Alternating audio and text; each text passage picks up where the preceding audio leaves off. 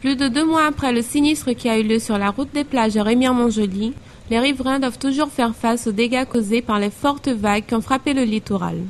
Quelques-uns tentent de protéger leurs immeubles et d'autres, où les dégâts ont été plus importants, n'ont qu'une seule option, déménager. Nous mettons l'association en stand-by. Donc les 2 salariés de l'association ont été licenciés. C'est un licenciement économique qui est vraiment malheureux pour tout le monde.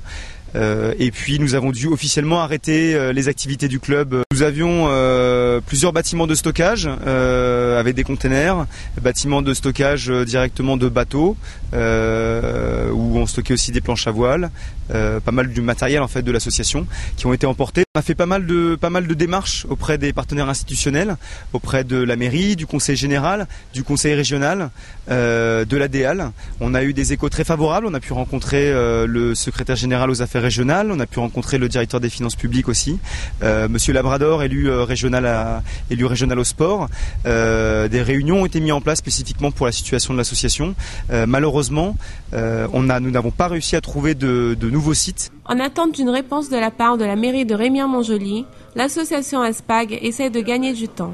Ils ont décidé de construire un cordon géotextile pour retenir le sable, ce qui consiste à faire un mur en utilisant des sacs remplis de sable. D'autres riverains cherchent aussi à protéger leur construction, mais des initiatives individuelles, souvent, ne sont pas des bonnes solutions. La solution de nos voisins qui a été de poser des enrochements pour sauver leur maison a été une solution de dernier recours et de dernière minute. On comprend bien que pour sauver leur maison, ils n'avaient pas vraiment d'autre solution que celle-là.